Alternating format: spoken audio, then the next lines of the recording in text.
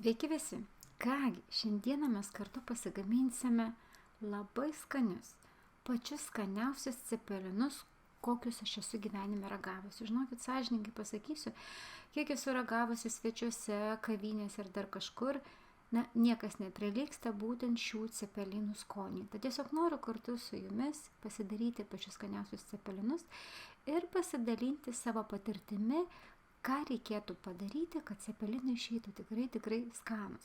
Yra viena maža paslaptis, kuri cepelinus padaro nerealaus, nuostabaus skonio. Visi ingredientai yra parašyti, jūs juos matote priešakyje, jeigu turite atsispausdinę savo užrašus, tiesiog ir jūs dabar ekrane matote, ko mums reikia, kad pasigaminti cepelinus. Bulvių aš sunaudojau 7,5 kg. Pas mus yra Lidle pirkti didžiulis toks maišas, bet visas maišas čia yra supjaustytas. Bulvės, žinokit, man labai patinka, angliškos, nepirku jokių specialių rūšių. Ir dabar pradėsim tarkuoti. Aišku, galima tai padaryti rankomis. Aišku, po to odytė kliūna, nogučiai kliūna, viskas kliūna. Ir geriau, kai yra elektrinė tarkavimo mašina. Šiandieną gaminu ne viena, realiai sąžininkai prisipažinsiu, stengiuosi cepelinus daryti su vyru, kadangi jo rankos bet kokiu atveju yra žymiai stipresnės ir sunka išspaudžia 10 kartų greičiau ir lengviau nei tai daryčiau aš. Štai aš jums net noriu parodyti, kokios yra angliškos bulvės. Tiesiog nieko ypatingo, jokių ypatingų nepirkų rūšių, ar kai vieni pažįstami siuntėsi iš Lietuvos, kad pasidaryti cepelinus. Bulvės, ta prasme. Tai man, žinokit, buvo didžiulis juokas, galvoju, tai čia šeimininkė kalta, kad negali padaryti normalių gerų cepelinų. Angliškos bulvės, normalūs, skaniausi cepelinai. Tikrai išeina nemažai tarkių. Ir dabar prasidės sunkioji dalis. Ką aš retai darau realiai. Aišku, esu ir aš pati dariusi savarankiškai ir pati rankom tarkavusi, ko tikrai nebuvo, bet labai sunku. Jau apsitaškė gražuolis, kitaip ir nebūna. Neveltui uždėjau savo gražųjį violetinį žiurstą. Čia Viliaus būdas, jisai taip mėgsta per kelius bliūdelius. Aišku, spėkit, iš ko nusižiūrėjo. Pirštais nerodysiu, aišku, iš manęs. Labai patogu, žinokite, mažesnį bliūdelį taip įsidėti. Jisai įsideda daug. Aš tai, jeigu spaudžiu, tai po vieną taip. Ir reikia, galima, aš tiesiog paėmiau skarytę. Galima paimti mirliuką. Aišku, jį reikia sulankstyti į kelius sluoksnius, kad tarkiai nesiverštų per skylutes. Pas mane yra medvilninė skrytė, labai patogu. Ir dabar labai svarbu, labai gerai išsunkti, išminkyti tarkius. Pasižiūrėkite, kad realiai visai neliktų sunkos. Jie turi būti sausi. Jeigu jūs štai taip spaudžiate tarkius, kad ta sunka išeitų ir paliekate daug skysčių, tai irgi, žinokit, viena priežastis, kodėl neišeina. Skarelė turi būti tokia realiai sausa ir nelikti jokių tarkių, pasižiūrėkit, kaip plėstelinas.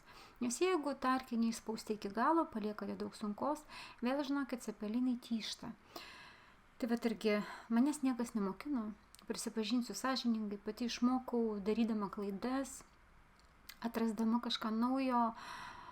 Ir tiesiog būtent šitą būdą aš atradau netyčia. Netyčia visai užplykiau verdančiu vandeniu krakmolą, nes kažkaip nedaug turėjau, galvojau, aš pabandysiu krakmolą padaryti kaip kisielių. Jūs visą tai pamatysite ir tiesiog žinokit, aišku, tai čia senas būdas. Vieni deda sausą krakmolą, o kaip aš dedu, jūs pamatysite. Manęs niekas nemokino, kaip pasidaryti tokius cepelinus, kažkokius ingredientus, kaip juos pakeisti. Ir, sakau, kartais atrandi netyčia kažką tobulo, kažką skanaus ir po to džiaugiesi visą gyvenimą ir valgai pačius skaniausius cepelinus. Kiti deda, kai nusistovi krakmolas, deda tą krakmolą ant bulvių tarkių, deda sausą krakmolą ir cepelinai gaunasi sausi, kieti, neskanus. Būtent šis būdas cepelinus paverčia skaniais, minkštais, nepakartojamais. Dabar reikia pasiruošti įdarą, cepelinų įdarą. Įdarą darykit tokį, kokius mėgstat. Mes visada cepelinus valgom su kiaulienos faršu, įpjaustau svagūnų, įdedu 2 kiaušinius ir prieskonių, kokius mėgstu. Pipiras gali būti, druska be abejo, 1,5 šaukštelio dėsiu ant 0,5 kilogramo kiaulienos faršo. Taip pat dėsiu sausų Norėjau sakyti tarkių. Užkrito, žinokit. Noriu pasakyti angliškai, garlic pavadinimą ir viskas. Česnakas, Jėzau, pamiršau, kad česnako galima dėti. Aišku, galima nebūtinai dėti visus miltelius, galima papjausti česnaką. Tiesiog įdarą darom tokį, kokį jūs mėgstate. Tai gali būti grybų įdaras, varškės įdaras, vištienos faršų įdaras. Žinokit, čia jau ką mėgstate, tą ir darot. Ir pasidarau faršą. Po kol viską darau, mano tarkiai stovi ir krakmolas tiesiog jisai sėda apačion ir po to mes visą tai nupilsim. Labai, žinokit, realiai greitai viskas pasidaro, atrodo, čia ilgas sudėtingas darbas. Ypač jeigu turit pagalbininką, tai žinokit, 1, 2, 3 ir cepelinai bus padaryti. Ir dabar aš nupiliu vandenį, tai yra tarkuotų bulvių tą vandenį, tą sunką, jos jau man nebereikės. Bet ir žinokit, neišpilu, man kelių šaukštų reikės. Ir pažiūrėkit, kiek aš turiu krakmolo. Šiaip užpilu krakmolo vandeniu verdančiu tame pačiame inde, kur jisai nusistovėjo, bet kad jums būtų viskas aiškiau, aš dedu į persviečiamą dubenėlį. Ir dabar sudėsiu visą krakmolą, pasižiūrėkit, pas mane jo yra tikrai nemažai. Ir jisai gan tvirtas. Kad truputėlį suminkštint, aš įdėsiu porą kokių šaukštų tarkių sunkos, bulvių sunkos tai yra. Ir išmaišysiu, bus, žinokit, žymiai patogiau. Ir dar, kad aš būčiau užtikrinta, kad mano cepelinai neiškris, neišvirs, kad bus jie minkšti, aš įdėsiu 1 šaukštelį bulvių krakmolą ir viską kartu išmaišysiu. Jeigu bulvės kartais nekrakmolingos ir mažai krakmolo, tai irgi dadėkite daugiau tarkių sunkos ir įdėkite kelius šaukštus bulvių krakmolą ir būtinai va taip išmaišykite. Neužpilkite sauso krakmolo verdančių vandeniu. Žinokit, bus tragedija su jais į gumulus ir po to nebebus cepelinai skanūs. Uždėjau vandenį cepelinam ir uždėjau virti vandens krakmolui. Vanduo užvirė ir iškart, žiūrėkit, šliukštelinu. Čia kažkur panašiai geras stiklinė, žinokit, užpyliau. Matote, iškart darosi kisielius ir staigiai maišau. Tiesiog labai daug pripilti irgi vandens nereikia. Pas mane 7,5 kg yra bulvių ir vat štai tiek išėjo man krakmolo. Nusėdu ir dridėjau šaukštelį. Čia, žinokit, irgi pasverti nereikia. Jeigu jūs galvojat, kad, pavyzdžiui, tokio kiekio jums per mažai, jūs galite dasidaryti, bet irgi, pavyzdžiui, pirmiausia bulvių krakmolą išsitribdyti truputėlį vandens ir tik tada užpilti verdančių vandeniu ir visą tai sudėti. Žinokit, negalėkite krakmolo, būtent taip nuplykito, tai yra pasidaryti krakmolo, kuris būtų kaip kisielius. Įsidedu druskos ir viską gerai išmaišysiu. Negailėkite krakmolo, kadangi jeigu krakmolo bus per mažai, tai cepelinai gaunasi kieti, sausi ir neskanūs. Ir pasižiūrėkite, kad aš suprantu, kad man krakmolo užteko. Jeigu man būtų buvę mažai, aš būčiau jo dasidarius, kaip ir sakiau, sausą krakmolą, bulvių krakmolą įsitirpdyčiau, įsimaišyčiau truputėlį vandenyje šaltame ir užplykyčiau verdančių vandeniu. Iki va tokios konsistencijos. Pasižiūrėkit. Masė, jinai nesausa, jinai tokia kaip mėlynė, realiai tešla, ar ne, tokia tasi, tampri ir pasižiūrėkit, beveik nelimpa prie rankų. Mano rankos nešlapintos, labai patogu, tokia vat elastiška gaunasi cepelininė masė. Būtent va tokia jinai yra tobula, kad išeitų skanūs cepelinai, kurie neištyšta ir neįsiskiria. Aš jums rodysiu visą laiką, jūs matysite. Cepelinus veriu 45 minutės. Užvirė vanduo, įdedu 1,5 šaukšto druskos. Druską, žinokit, irgi nesigazdinkit, aš mėgstu jausti. Nebūtų, kad sūru, bet kad jausčiau druską, kad skonį maisto jausčiau. Jūs dėkite pagal save. Ir dabar formuosim. Susišlapinu ranką šaltame vandenyje ir formuoju tokį apskritimą, burbuliuką. Suploju, padarau kaip paplotėlį ir į paplotėlio vidurį įdedu faršo įdarą, mėsytės įdarą. Ir užspausiu, toks pasidaro laivelis ir tiesiog dabar spausdama formuoju cepeliną. Mano rankos nedidelis, bet žinokit, va tokio dydžio jie dar padidėja virdami, man cepelino vieno per daug, ne per daug pats tas, o 2 per daug, aš persivalgiau. Mano vyras suvalgo tokius 5 cepelinus. Tai aš skaitau, čia nėra maži, didesnių nepatinka man labai didelį daryti, jie verda žymiai ilgiau. Tiesiog dar kartą parodau, paplotėlis, tai yra kamuoliukas, paplotėlis, į paplotėlio viduriuką dedam mėsos įdarą, suplojam ir formuojam. Irgi gerai, žinokit, apspaudžiam, formuojam, gerai paplojam. Galima kuo ilgiau prasukti tarp rankų, va taip formuojant, kad nesimatytų jokio tarpelio, nes kitaip vėl žinokit, jeigu mes taip nesuplosim, gerai nesuformuosim, jeigu matysim tarpelį, per kurį šviečia, pavyzdžiui, mėsytė, cepelinas mūsų išsiskirs. Ir dabar pasižiūrėkite, mano puode cepelinai yra visada, žinokit, darau va būtent taip. Dedu tik tai į vieną sluoksnį. Ant viršaus nededu. Nenoriu, kad man po to pradėtų darytis košė ir ištyštų.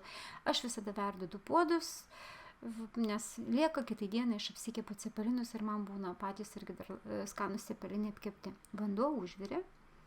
Aš truputėlį pajudinu, pasižiūrėkit, viskas, kuo puikiausiai laikosi, niekas netyšta. Ir netyš, nes būtent šis būdas yra pats geriausias. Ir kai vanduo užverda, aš viriau 40 minučių. Po to, po 40 minučių paragausim ir žiūrėsime, ar reikia virti toliau.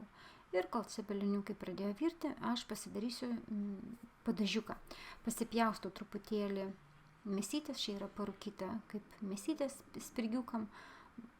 Įsidedu į keptuvę ir pradėsiu apkepti. Pasižiūrėkit, kaip čia man viskas gerai pradeda virti, cepelinai nei vienas neprilipo, drąsiai šaukštų liečių ir nieko neatsitinka. Svagūnai supjaustyti, jeigu nemėgstate daug svagūnų, nedėkit. Pavyzdžiui, mes mėgstam svagūnus, tai tiesiog tikrai prisidedam jų daug. Ir pirmiausia, ar tai būtų parūkyti lašinukai, ar tai būtų šiaip tokie lašinukai skirti spirgiukams, juos reikia gerai apkepti. Ir tik tada dėsime svagūnus.